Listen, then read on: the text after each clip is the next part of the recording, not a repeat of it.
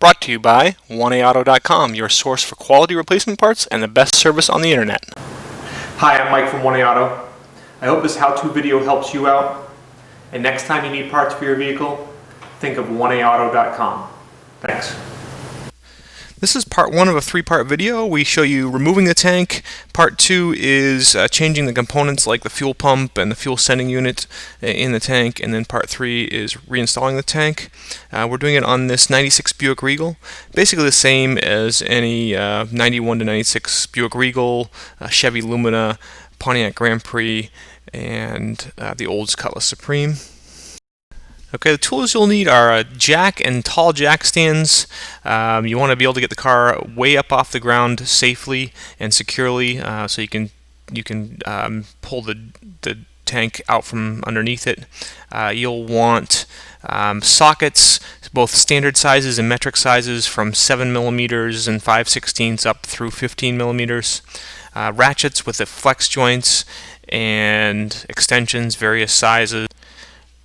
Breaker bar or pipe for leverage, especially and you'll see this car is a little bit rusty, so you'll need some extra leverage to break some of that stuff apart. Screwdrivers and pry bars. And this is definitely, if you're going to be doing this on your driveway, this is definitely like a two-day job. I would give yourself probably a whole weekend, maybe even an extra day. It's not a difficult project, but some of the steps are difficult. Getting to some of the bolts and things like that are just, they're very tedious, and trying to get in the right position to get to them can be challenging. Okay, on the passenger side here, we want to get to this fuse box here, so we're going to remove these two 13 millimeter bolts.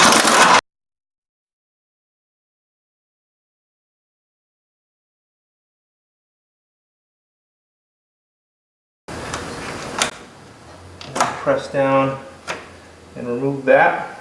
Okay, and we're looking to remove the fuel pump relay. So before I start the car up, I'm just going to use a pair of needle nose pliers. Carefully pull that out. Make sure it's nice and free. Back in. Okay, now with the car running,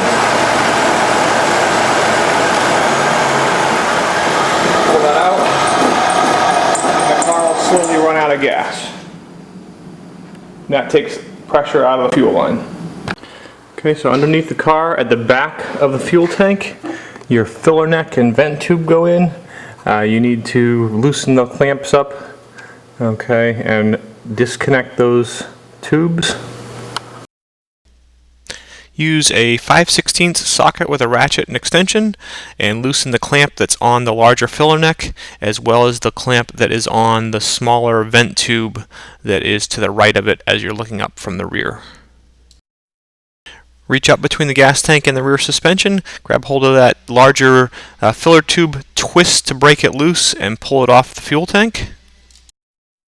Now use a large screwdriver or a small pry bar. Get it up in there on that smaller vent tube and pry and pull and remove that hose from that vent tube on the tank. Okay, we're going to remove this heat shield, 7 millimeter socket with a flexible joint. Helps you kind of get in behind the tailpipe. Tailpipe moves somewhat. And I'll speed it up here as I just remove the 3 screws. Obviously I'm working now up closer to the front of the tank. That's where the exhaust pipe comes out and then bends to the passenger side of the vehicle. And there's a heat shield there. You need to take that heat shield down in order to drop the tank down.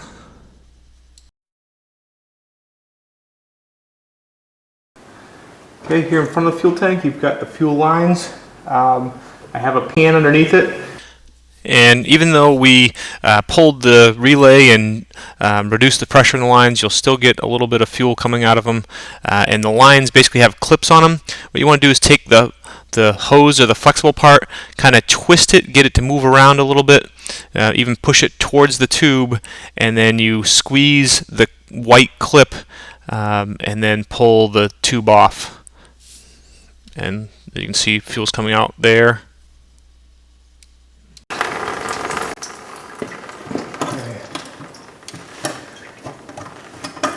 filter comes down just like that. It's good to kind of get it out of the way as well. It's kind of hard to see, but I'm at the back corner on the driver's side of the tank, and if you reach up here, you'll feel an electrical connection. You'll feel the wiring. Okay, and you can kind of pull it. I don't know if you can see that now, but I pulled it off the body. Okay, and here's the connector. And you pull up here and disconnect that connection.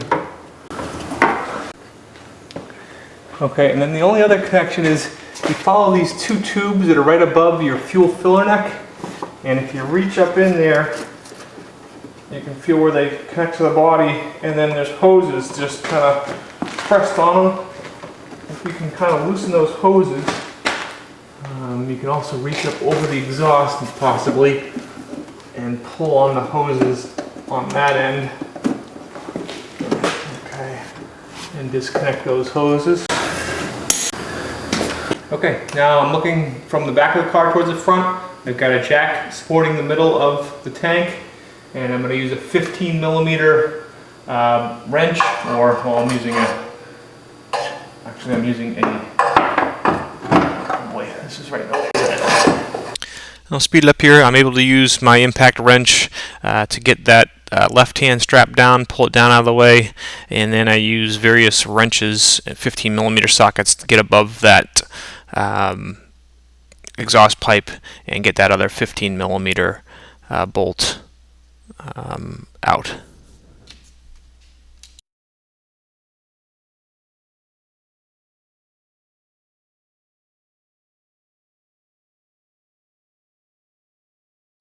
Okay, now here I'm basically just letting the jack down. It's kind of a twist jack, so it comes down slowly. I'm obviously fast forwarding this quite a bit. Let the tank slowly down.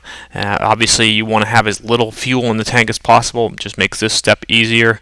This vehicle only had about a gallon left, which was nice. Just make sure the tank doesn't get caught on the fuel filter or anything else like that. Bring the tank down and pull it out. We hope this helps you out. Brought to you by www.1aauto.com, your source for quality replacement parts and the best service on the internet.